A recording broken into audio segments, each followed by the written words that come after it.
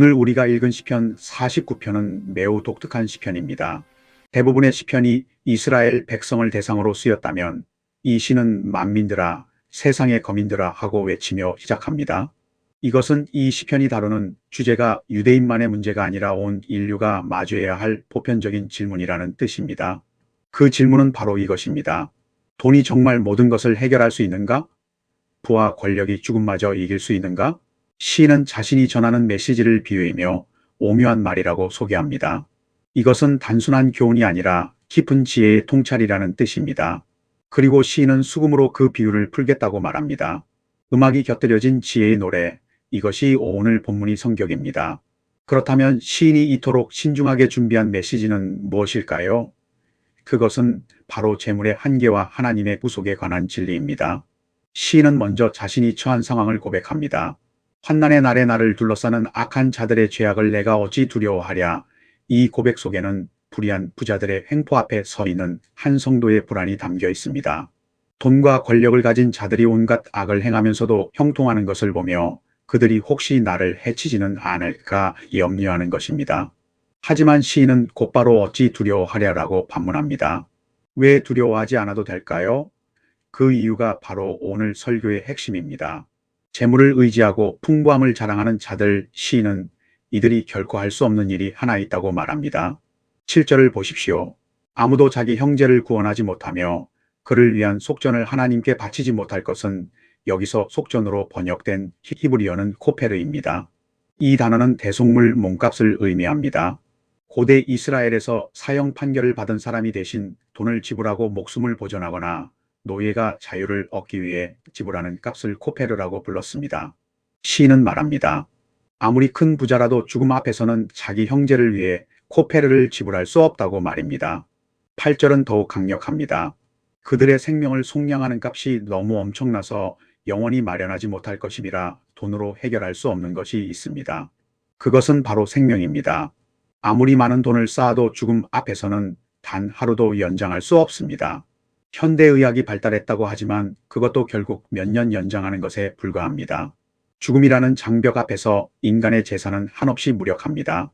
세상에서 가장 큰 병원을 지을 수는 있어도 영원한 생명을 살 수는 없습니다. 가장 화려한 묘지를 만들 수는 있어도 무덤에서 스스로 일어날 수는 없습니다. 이것이 재물의 한계입니다. 돈은 편리함을 제공합니다.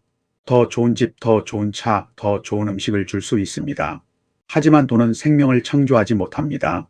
죽음을 물리치지 못합니다. 사랑하는 사람의 죽음 앞에서 아무리 큰 부자도 무릎을 꿇습니다. 병원비를 다 낼 수는 있어도 생명 그 자체를 살 수는 없기 때문입니다. 시인은 이것을 보고 말합니다. 그러므로 부자가 형통한다고 해서 그들을 부러워하거나 두려워할 필요가 없다고 말입니다. 그렇다면 죽음은 어떤 모습일까요? 시인은 이제 죽음의 공평함에 대해 말하기 시작합니다. 10절을 보십시오. 그는 보리로다 지혜로운 자들이 죽으며 어리석고 무지한 자들도 함께 망하고 그들의 재물은 남에게 남겨두는도다. 죽음 앞에서는 지혜로운 자나 어리석은 자나 구별이 없습니다. 모든 사람이 죽습니다. 그리고 평생 모은 재산은 결국 다른 사람의 것이 됩니다. 흥미로운 것은 11절입니다. 그러나 그들의 속 생각은 그들의 집이 영원하고 그들의 거처가 대대에 이르리라 하여 그들의 토지를 자기 이름으로 부르도다. 부자들은 자기가 지은 집이 영원히 남을 것이라고 생각합니다.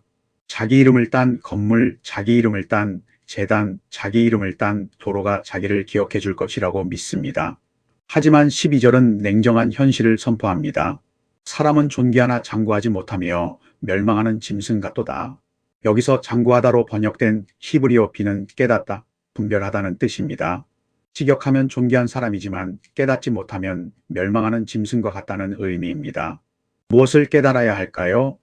자기 인생의 주인이 자기가 아니라는 것, 죽음 너머를 준비해야 한다는 것, 이 땅의 화려함이 영원하지 않다는 것을 깨달아야 합니다.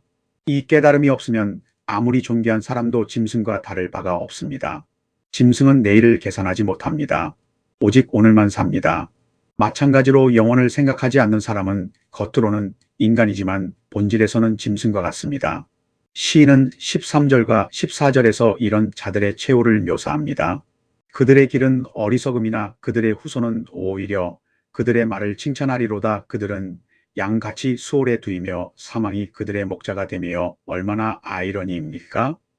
생전에는 양떼를 소유한 부자였는데 죽은 후에는 자기가 양이 되어 사망이라는 목자에게 인도되어 수월로 갑니다. 수월은 무덤, 죽은 자들의 세계를 의미하는 히브리어입니다. 화려했던 그들의 형상은 소멸하고 무덤이 그들의 집이 됩니다. 그런데 바로 여기서 놀라운 반전이 일어납니다. 15절을 보십시오. 그러나 하나님은 나를 영접하시리니 이러므로 내 영혼을 수월의 권세에서 건져내시리로다. 인간은 서로를 구원하지 못합니다. 인간의 코페르는 생명을 살 수 없습니다. 하지만 하나님은 하십니다. 하나님은 당신의 백성을 수월에서 건져내십니다. 하나님은 우리를 영접하십니다. 여기서 영접하다로 번역된 히브리어 라카어는 단순히 받아들인다는 뜻이 아니라 취하다, 데려가다는 의미입니다. 이 단어는 창세기 5장 24절에서 에녹이 하나님과 동행하다가 하나님이 그를 데려가셨다고 할 때 사용된 바로 그 단어입니다. 시인은 확신합니다. 부자들은 죽으면 수월로 가지만 나는 하나님께서 친히 데려가실 것이라고 말입니다. 이것은 구약시대에 보기 드문 부활과 영생의 희망입니다. 이 확신을 가진 시인은 이제 다시 처음의 질문으로 돌아갑니다. 16절과 17절입니다. 사람이 치부하여 그의 집에 영광이 더할 때에 너는 두려워하지 말지어다. 그가 죽음에 가져가는 것이 없고 그의 영광이 그를 따라 내려가지 못함이로다. 부자가 더 부유해지고 그의 집이 더 화려해질 때 우리는 그것을 보며 두려워하거나 부러워할 필요가 없습니다. 왜냐하면 그가 죽을 때 가져가는 것은 아무것도 없기 때문입니다. 역사상 가장 큰 부자들도 죽을 때는 빈손으로 갔습니다. 알렉산더 대왕은 죽으면서 관 밖으로 두 손을 내밀게 했다고 합니다. 세상을 정복한 자신도 죽을 때는 빈손으로 간다는 것을 사람들에게 보여주기 위해서였습니다. 스티브 잡스는 죽기 전 마지막 메시지에서 이렇게 말했습니다. 부, 명예, 자랑. 나는 이제 그것들이 얼마나 무의미한지 깨닫는다. 죽음 앞에서 나를 위로해 주는 것은 사랑과 관계뿐이다. 시인은 18절에서 계속 말합니다. 그가 비록 생시에 자기를 축하하며 스스로 좋게 함으로 사람들에게 칭찬을 받을지라도 세상 사람들은 부자를 부러워합니다. 그를 칭찬하고 그의 성공을 찬양합니다. 하지만 19절이 그 최후를 말합니다. 그는 그의 역대 조상들에게로 돌아가리니 영원히 빛을 보지 못하리로다. 결국 죽음이라는 공평한 종착역 앞에서는 모두가 평등합니다. 그래서 시인은 마지막 20절에서 12절의 메시지를 다시 한번 반복합니다. 존귀하나 깨닫지 못하는 사람은 멸망하는 짐승 같도다. 이 반복은 강조입니다. 시인이 정말로 하고 싶은 말은 이것입니다. 깨달으십시오. 무엇을 깨달아야 합니까? 돈이 모든 것을 해결하지 못한다는 것, 죽음 앞에서는 부자나 가난한 자나 동일하다는 것, 그러나 하나님은 당신의 백성을 수월에서 건져내신다는 것을 깨달아야 합니다. 사랑하는 성도 여러분, 이 시편이 우리에게 던지는 질문은 명확합니다. 당신은 무엇을 의지하고 있습니까? 통장 잔고입니까? 부동산 가격입니까? 당신의 직업과 능력입니까? 이 모든 것은 죽음 앞에서 무력합니다. 인간의 코페르는 생명을 살 수 없습니다. 그러나 감사하게도 우리에게는 하나님께서 준비하신 코페르가 있습니다. 그것은 바로 예수 그리스도이십니다. 예수님은 마가복음 10장 45절에서 이렇게 말씀하셨습니다. 인자가 온 것은 섬김을 받으려 함이 아니라 도리어 섬기려 하고 자기 목숨을 많은 사람의 대속물로 주려 함이니라. 여기서 대속물이 바로 코페르와 같은 의미의 헬라어 리트론입니다.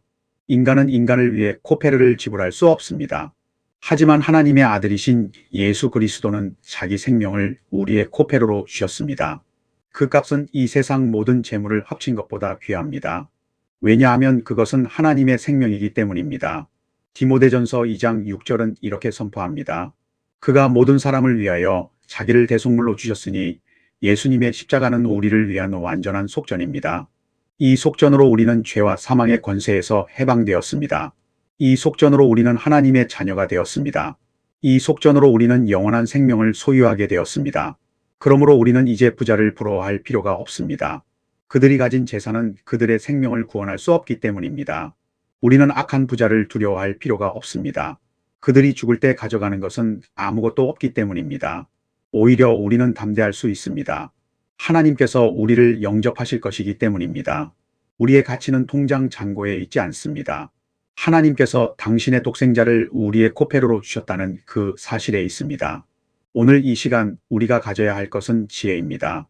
히브리어로 호크마라고 부르는 지혜, 이것은 단순한 지식이 아니라 영원한 관점에서 인생을 보는 능력입니다. 지혜로운 자는 죽음 이후를 계산합니다. 지혜로운 자는 일시적인 것에 속지 않습니다. 지혜로운 자는 영원한 것에 투자합니다. 그렇다면 구체적으로 우리는 어떻게 살아야 할까요? 첫째, 돈을 멀리하라는 것이 아닙니다. 돈을 우상으로 삼지 말라는 것입니다. 돈은 좋은 종이지만 나쁜 주인입니다. 돈을 잘 사용하되 돈에게 지배당하지 마십시오. 둘째, 영원한 것에 투자하십시오. 예수님은 마태복음 6장에서 말씀하셨습니다. 너희를 위하여 보물을 땅에 쌓아두지 말라. 오직 너희를 위하여 보물을 하늘에 쌓아두라. 하늘의 보물은 사랑, 선행, 복음 전파, 하나님 나라를 위한 헌신입니다. 이것은 죽음이 빼앗아갈 수 없는 영원한 유산입니다. 셋째, 오늘을 영원의 관점에서 사십시오. 우리에게 주어진 하루하루는 영혼을 준비하는 시간입니다. 오늘 내가 한 선택이, 오늘 내가 사용한 돈이, 오늘 내가 투자한 시간이 영혼 앞에서 어떤 의미를 가질지 생각하며 사십시오. 그것이 깨달은 자의 삶입니다. 그것이 짐승이 아닌 하나님의 형상으로 사는 것입니다.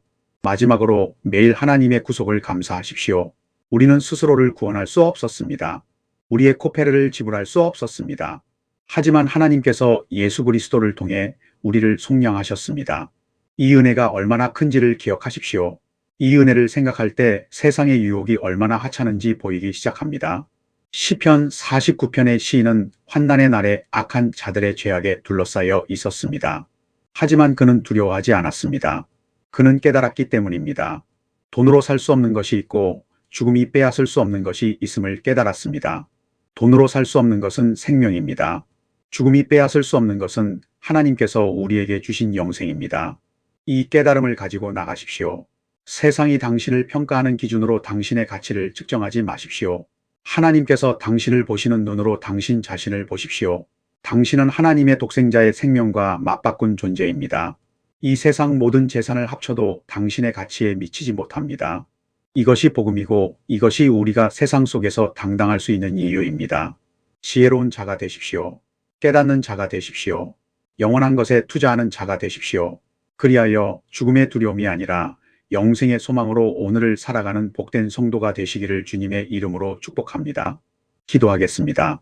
사랑과 긍휼이 풍성하신 하나님 아버지, 오늘 이 시간 시편 49편을 통해 영원한 지혜를 배우게 하심을 감사드립니다. 우리는 고백합니다. 너무나 자주 우리는 돈과 물질의 마음을 빼앗겼고 세상의 부자들을 부러워하며 상대적 박탈감에 빠졌습니다. 그러나 주님, 이제 우리는 깨닫습니다. 인간의 재물은 생명을 살 수 없고 죽음 앞에서 모든 것이 무력하다는 것을 깨닫습니다. 하지만 주님, 더 큰 감사는 주님께서 우리를 위해 완전한 속전을 준비하셨다는 것입니다. 예수 그리스도의 십자가가 우리의 코페르가 되었고 그 보혈로 우리는 죄와 사망에서 해방되었습니다. 이 놀라운 은혜를 날마다 기억하게 하시고 이 은혜로 세상을 이기며 살아가게 하옵소서. 이제 우리로 하여금 영원한 관점을 가지고 살게 하옵소서. 일시적인 것에 속지 않고 영원한 것에 투자하는 지혜로운 자들이 되게 하옵소서. 오늘 이 시간 이후 우리의 삶이 달라지게 하시고 우리의 가치관이 변화되게 하옵소서. 돈을 우상으로 삼지 않고 선한 도구로 사용하게 하시며 하늘의 보물을 쌓는데 우리의 시간과 물질과 재능을 드리는 청지기들이 되게 하옵소서. 마지막으로 이 말씀을 듣는 모든 성도들이 자신의 참된 가치를 깨닫게 하옵소서. 우리는 하나님의 독생자의 생명과 맞바꾼 존재이며 이 세상 모든 재산보다 귀한 존재임을 믿게 하옵소서. 이 확신으로 담대히 살아가며 죽음의 두려움이 아닌 영생의 소망으로 오늘을 기쁘게 살아가는 복된 성도들이 되게 하옵소서. 이 모든 말씀 우리 구주 예수 그리스도의 이름으로 기도드립니다. 아멘.